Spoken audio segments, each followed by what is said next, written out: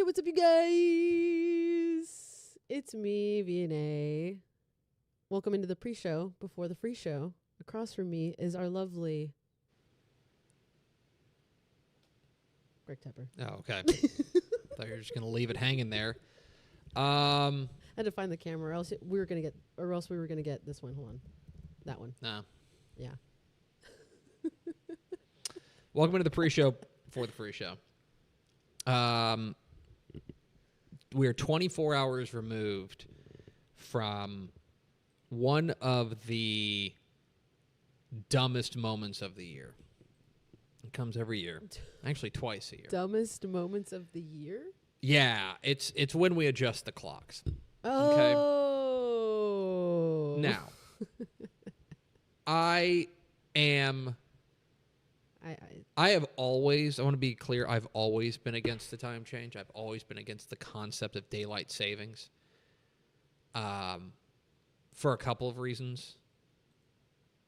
One of them is that there are, like, real health costs to this. Did you know? Really? Yes, did you know? Studies consistently link the spring transition to spikes in heart attacks, strokes, car accidents, and workplace injuries. Consistently. The 1 hour disruption has measurable biological consequences. Oh, you know what? I'm not surprised that you're ahead of this. That's part of that. Okay. Another part of it is that originally, part of the reason that we did this was for energy saving measures. Okay. That, yes. If we shift the clocks so we are awake during more daytime, then we can save energy. The energy costs, there has been, in some regions, air conditioning, let me read this, demand in longer evening daylight hours actually increases energy use. And there was, you may be thinking, well, wasn't there something about the cows or something? There was never. That was always a myth. And here's the other thing, okay?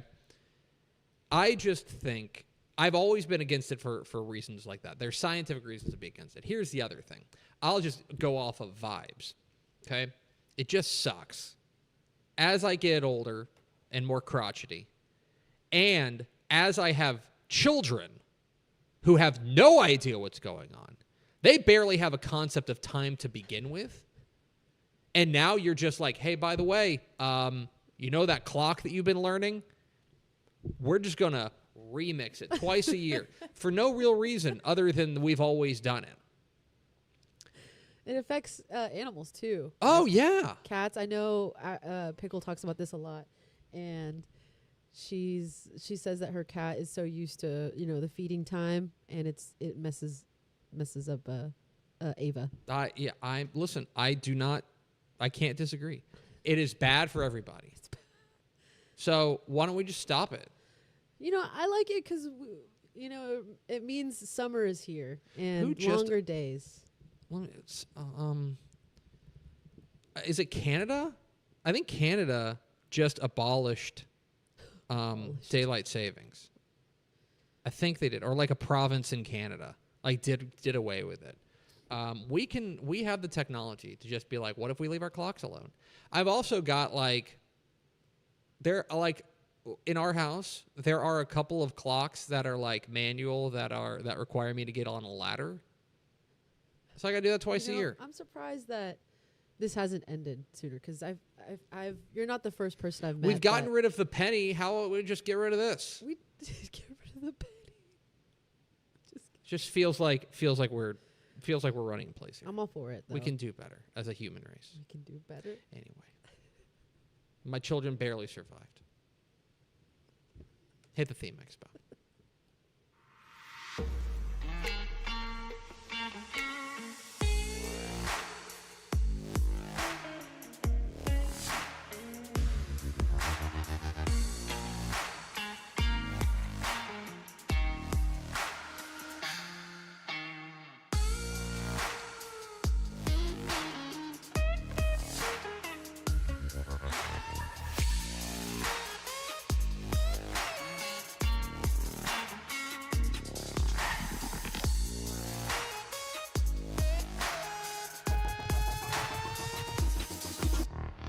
Yes, y'all.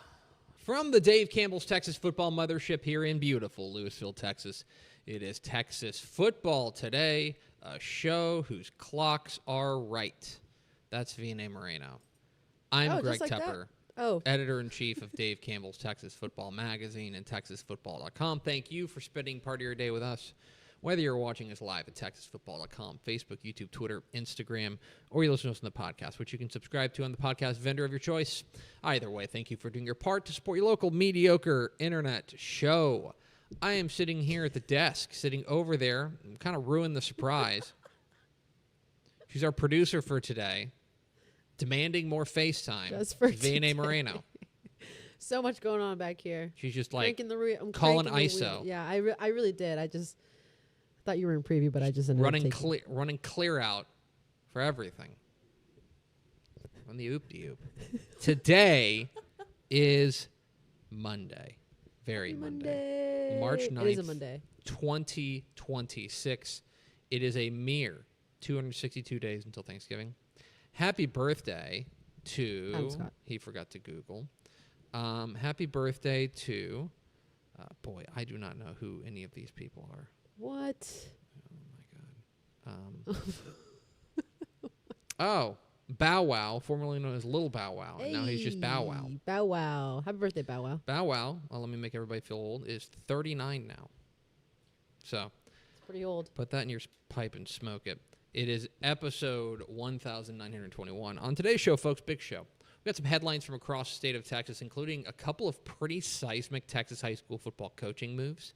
We'll talk about that. And then back half of the show, we've got up on TexasFootball.com our new 2026 Texas High School Football Program Rankings. We're going to dive inside of them, explain what it is they are, how we came up with them. We didn't just pull them out of our rear end. We actually did some math. And so in a very special edition of Math Tuesday here on a Monday, we will talk about the numbers in the Texas High School Football Program Rankings up on TexasFootball.com, where we rank every UIL Texas High School football program over the last 6 seasons. So stay tuned for that. We'll dive inside the numbers here in just a little bit. Do we have first word through the door? We do. We have Tony Blaylock and our lovely Matt Stepp. Welcome in, guys. Welcome in, friends. We do appreciate you spending a little bit of your day with us. All right, let's get to some headlines from across the state of Texas, from across the Texas high school football world. We will start in Rockwall, where Rockwall-Heath has made a hire. You may remember right after UIL realignment back in early part of last month, Rodney Webb announced his retirement from Rockwall-Heath. That left open a pretty interesting, I would say, job and a high upside job there in Rockwall ISD. And they have made a hire, and it is a pretty notable one. It is former Allen quarterback and now former head coach of the Fayetteville, Arkansas Bulldogs. Casey Dick is going to be the next head coach of the Rockwall-Heath Hawks. You may remember Casey Dick as Allen quarterback. You may remember him as the quarterback of the Arkansas Razorbacks, where he went and was a stalwart for the Razorbacks in the earlier part of the last decade. He has gotten into the high school football world there in Fayetteville, of course, which is where the University of Arkansas is. He's been the head coach of Fayetteville High for the last 7 seasons, which is one of the most, so I don't know a ton about Arkansas high school football, but there's a couple of programs I know, and Fayetteville High is one of them, and has done fantastic work. 7 years, 55-28 record, including leading them to the 7A state championship back in 2022. So he does have experience with big schools. Fayetteville has an enrollment a little bit less than 3,000, and so it's a 6A equivalent, basically, there in Arkansas. He did spend a year at Van Buren High School there in Arkansas as well, led them to their first playoff appearance in 18 years as well. This is a guy who obviously is a big name, and it's a splashy name, but he is also a guy that we know from sources had been involved. I think he'd been looking to get back to Texas and looking to get back to the DFW Metroplex. He'd been a name that we had heard connected to a number of other a couple of other high school football head coaching searches around Texas. So my feel, I haven't talked with Coach Dick, but from what I understand, he was looking to get back to Texas. And so he will be the new head coach of Rockwall-Heath. Casey Dick, the former Arkansas quarterback, former Allen standout, will be the new head coach there. That will be fun to watch. Excited to see what goes on there. Let's stay in the DFW Metroplex, kind of greater DFW Metroplex. Talk about Alvarado. So here's let's go from, we'll play a domino effect here. We always like to do this during Texas high school football coaching change season. You may remember, this was, I think, back in January. I've slept since then. But back in January, Eli Reinhardt, the head coach of the Hutto Hippos, left that job to go be the new head coach, be the new offensive coordinator of a Division III college program up in his home state of Michigan. And so Eli Reinhardt, a rising star in the coaching community, goes off and gets a college job. Very exciting. Hutto comes open. Hutto goes and hires Casey Walraven. Casey Walraven was previously the head coach of Alvarado. Did fantastic work there for Alvarado. Alvarado has now gone and hired Aubrey Sims to be their next head coach. Aubrey Sims most recently was the head football coach and athletic director at Weatherford, just west of the Fort Worth area. This is a guy who is an Alvarado native. And he tells Matt Stepp on TexasFootball.com that his dream when he got into coaching was to come home and lead Alvarado to a state championship. He will get an opportunity to do that. He has put together a sparkling resume, 154-91 over 21 seasons as a head coach there with Weatherford. Before that, he was at Iowa Park. Before that, he was at Snyder. Before that, he was at Grandview. Took Iowa Park back to a state semifinal back in 2018, and then led Grandview and Iowa Park to regional final appearances as well. So he gets to come home and be the new head coach there of his alma mater there at Alvarado. What is going to be fascinating now, and to continue the knock-on effect, is now Weatherford's looking for a head coach. And so Hutto needs a coach. That leads to now that one opening will lead to two other openings in Texas high school football. It is that kind of domino effect that we see, but Aubrey Sims will be the new head coach there. One thing that's going to be interesting is that he is a guy, that Casey Walraven was a guy who was Aubrey Sims' offensive coordinator earlier in his career. And so I don't anticipate there to be a whole lot of transition there as far as a whole lot of growing pains, simply because they've kind of been running a similar system. And so I'm very interested to see how this works out there for Alvarado, of course, a power here in the greater DFW Metroplex. Alvarado's found their new head coach, Aubrey Sims. That opens up Weatherford. We'll keep an eye on that for the Kangaroos. Let's go down to Central Texas. Last week, here on this very program, we had the new head coach of the New Caney West Fork Gators. Coach Brian Cope was on our program talking about his exciting move from Lake Belton over to New Caney West Fork. Well, Lake Belton making a move up to Class 6A. They have found their new head coach, and it is, I would say, certainly a splashy hire. They have hired Austin Westlake offensive coordinator Kirk Rogers to be their next head coach. He's been on staff there for the Chaparrals as their offensive coordinator since 2014. And was the offensive coordinator at the helm of their three-peat from 2019 to 2021 and their state runner-up finish in 2015 and 2024. So this is a guy who has coached Westlake to 5 state championship games. 5 state championship games since 2014 and won 3 of them. He's been a Todd Dodge guy. And actually a Dodge family guy. He was the wide receivers coach at South Lake Carroll from 2006 to 2013 as part of the Dragon State Championship staff in 2006 and 2011. This is a guy who used to play for Hardin Simmons. He then went on and spent time in the NFL with the Kansas City Chiefs. But Kirk Rogers now taking over a Lake Belton program that is moving up to Class 6A. Exciting to see what he does there at the reins of one of the kind of rising programs there in Central Texas. And so offensive coordinator from Westlake, Kirk Rogers, will be the next head coach there at Lake Belton. This came down late last week. I want to make sure we mention it. This is kind of a big opening down there in the greater Houston area as Needville is looking for a new head coach. Coach Mike Giles announced he's resigning after 12 years leading the Blue Jays and did a really nice job there, going 74-60. That had been a program that had really been it was in need of a boost, and I think Mike Giles did a fantastic job giving him that boost. Before that, he was at Athens and Naaman Forest. In 2019, you may remember they went 10-3 and went into the regional semifinal. Same thing happened in 2021, or 2023 rather. This is a really interesting program. It's a very fast-growing part of Houston is Needville. My guess is that Mike Giles is going to land somewhere. I think he's too good of a coach not to, unless he just wants to hang it up and go, be an accountant, which is cool. My guess is that Needville is going to have a very lengthy applicant list, simply because that is a fast-growing community. There's new facilities on the horizon. We'll keep you posted on the Needville opening, but the Blue Jays of Needville looking for a new head coach, as Mike Giles has resigned his post after a dozen seasons. Finally, I want to make sure we bring this up because it kind of went a little nuts online this week. And that is that it is starting to be track season. Of course, you can watch all sorts of stuff on Dave Campbell's Texan Live, but track is one of the things that I think has a very direct corollary between success on the football field and success on the track. You'll talk with Texas high school football coaches, and I think this has been more of a push in the last 10 years or so, is they want all their guys running track because that speed work and just that athleticism that it requires, coaches want their guys running track.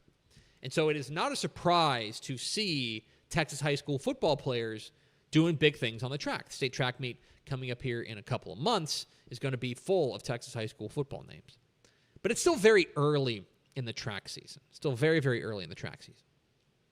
There was, I believe this was going on at Texas A&M this week, the Blue Bonnet Relays. And it's a kind of a big early track season track meet. And I want to go to one clip. This is the boys 100 meters. And one name you will mention, we'll talk about after the clip. Let's go ahead and run the clip. Good start all across the board. There goes Dylan Mitchell. Here comes Sam. Dylan, Sam, the fastest 16-year-olds in the world. That is C.E. King, still sophomore, Dylan Mitchell. Dylan Mitchell, you may remember, for helping to lead C.E. King to their first ever state championship berth a year ago, back in December. That was a 100-meter there in 9.88 seconds. 9.88 seconds. Now, small, very small asterisk here is that was not a wind legal run. I don't want to get into to what wind legal means, but basically the wind was blowing, and so there was a little bit of boost at his back. So it wouldn't have been it's not good for records, for example. But Dylan Mitchell, the sophomore, is running a 9.88 in the 100 in March. That's crazy. Like, this is still like basically more, to put it in baseball terms, this is spring training, or it's very, very early in the season. This guy is nuts. Okay? What he's been able to do has been outrageous. Okay?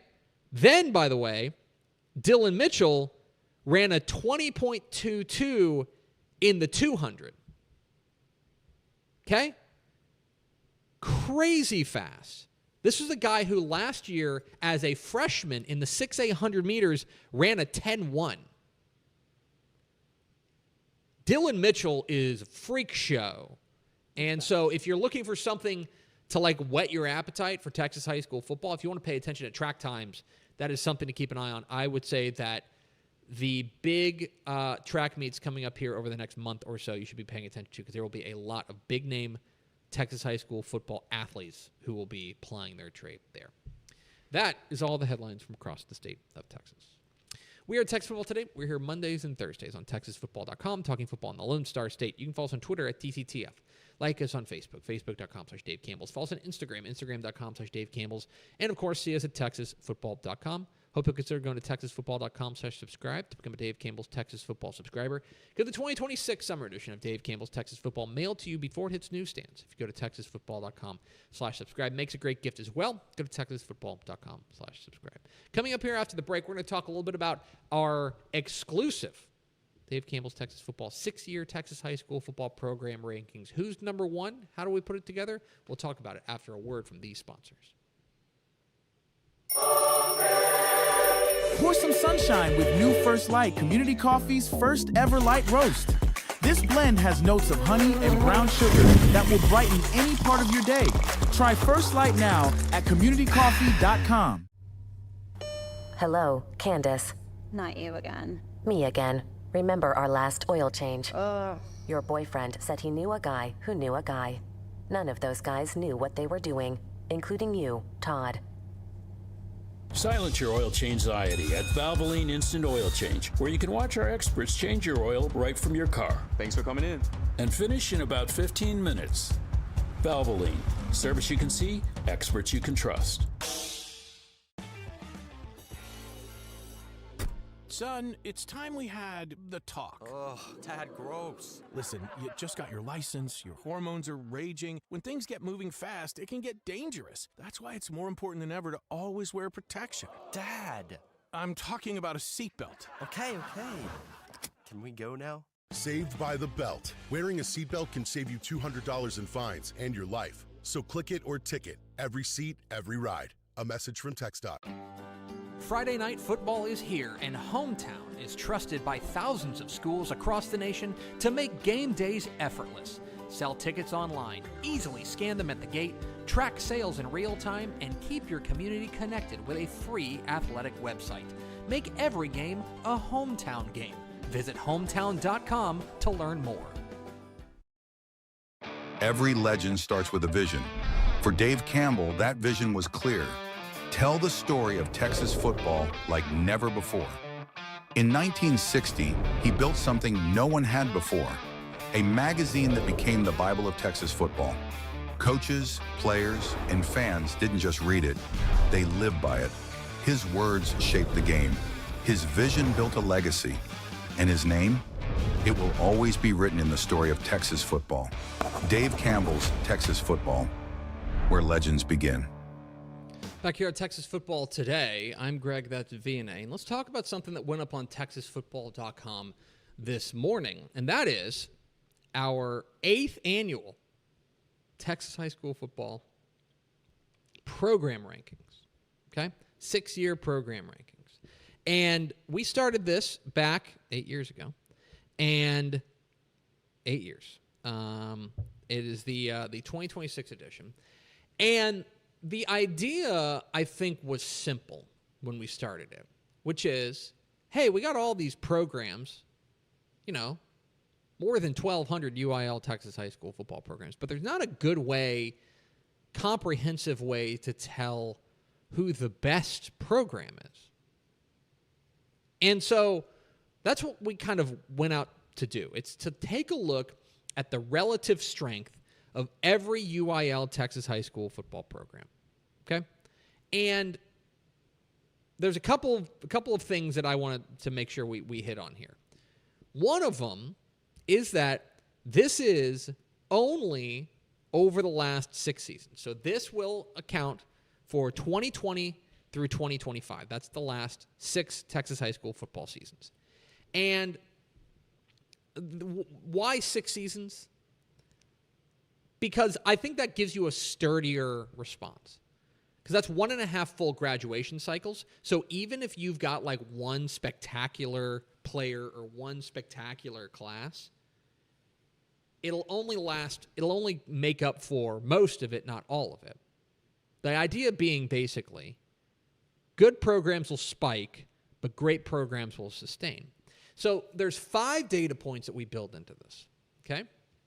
Games 1, which is how many games did you win over the last 6 seasons relative to the maximum? Now, this is important, okay? Because you've got because in 11-man football, they play a maximum of 16 games. In six-man football, they play a maximum of 90 because you remember there are fewer teams that make the playoffs. So how many of those maximum number of games did you win?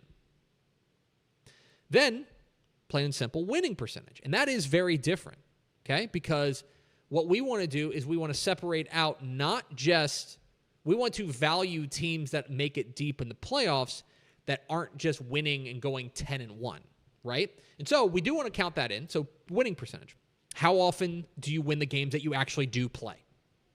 Okay. 10-win seasons. I'm of the opinion, and your mileage may vary here, but if you win 10 games in a season, it's hard to say you had a bad year. I know that is a relative factor, that there are some programs where if a team goes 10-2, that's a disaster. But I would say for the most part, a 10-win season would be a quality season. So how many of the last 6 seasons did you win double-digit games? Last two, pretty easy. How many state championships did you win? And how many times did you make it to the title game? So, needless to say, you get bonus points if you win a title game because you're already getting the credit for making the title game. If you win it, you get an extra bonus there. And there's a formula. I won't bore you with it, but basically we take those 5 elements, we kind of put it on it's calibrated for a 100-point scale. So if you were to go 96-0 and win 6 state championships, you would have a perfect 100. If you were to go 0-96, or in a 6-man team to go 0-90, you would be 0. So there's a rating system involved with this. Now, I want to take a look at a real-world example of this. Okay, we're gonna do 3 different resumes of 3 teams that are right next to each other in the rankings, and you will see kind of a little bit of why it's calibrated this way. And so let's take a look at the second here. Here's a resume comparison. Number 168 is Laredo United. Number 169 is Katy Pato, and number 170 is Winsboro. So you take a look at Laredo United. They're 46-22 over the last 6 seasons. They've got the 46 wins out of a possible 96, so they've won a little less than 48% of their maximum. They do have 3 10-win seasons, which tells us they've been consistent. Half their seasons over the last 6 years, they have won 10 or more games. Of course, they haven't been to a title game, no titles. 169 and Katy Pato is interesting. Look at their overall win percentage. It's pretty significantly less than Laredo United. And, obviously, with 43-26, fewer wins. They only have 1 10-win season, but that 10-win season was a state championship season. That's obviously buoying their numbers pretty significantly, that 2021 title. Beyond that, you will see that they've been not as good as that 2021 season. And then you look at Winsboro. Winsboro, 52-19, the best winning percentage we've seen. But they only have the 2 10-win seasons. And so if you take a look at these, we want to value not just the single great year, although obviously that needs to play a big factor in it. But we wanted to show consistency as well. And so in our opinion, over the course of this program and the way that we've put together this formula, Laredo United slightly above Winsboro because of that 3 10-win seasons. We value that. They've had, in our opinion, the better run in that regard. And then, of course, Pato, that one state championship, if you were, to be quite frank, if you were to take out that state championship, they would be significantly lower than 169. And so one of the things that you go on TexasFootball.com, we'll have another number of other pieces written by Carter Yates about this. If you want to know how to rise and fall in these rankings, it's actually pretty easy. You replace a bad season with a great season. And so a lot of the teams that made the biggest leaps had bad 2019 seasons. And they replaced it with at least pretty good 2025 seasons because it's cycling off a bad year and replacing it with a good year. So I do want to take a look at the top 10 Texas high school football programs that we've got in the rankings. Of course, we've got all 1,100 and, what's the final number? I forgot. This is going great. There is I can't remember what the final number is. It's a little less than 1,200 if I remember correctly. Yes, it is. Oh, I'm sorry, 1,218. 1 through 1,218. We rank all of them. But here are the top 10. At number 1, I don't think any surprise, Carthage. And I want you to consider this. 85-3 over their last 6 seasons. 85-3. That is they've won 85 out of a possible 96 games with 4 titles and 6 10-win seasons. They are a new number 1. They jumped up ahead of the previous number 1, which is Gunner. Gunner, 86-7, 3 titles and 4 title games, 6 10-win seasons. South Oak Cliff rises up to number 3. South Oak Cliff, winners of 3 titles, 5 title games, 78-14. But you can see that we want to value those state championships and find a way to balance out teams that play difficult non-district schedules as South Oak Cliff does. They are just ahead of Galena Park North Shore, up a spot to number 5, or up to 4, 87-7, 2 titles over the last 6 seasons. Aledo actually down to number 5. That's how competitive it is at the top. If you don't win a state championship, you might drop.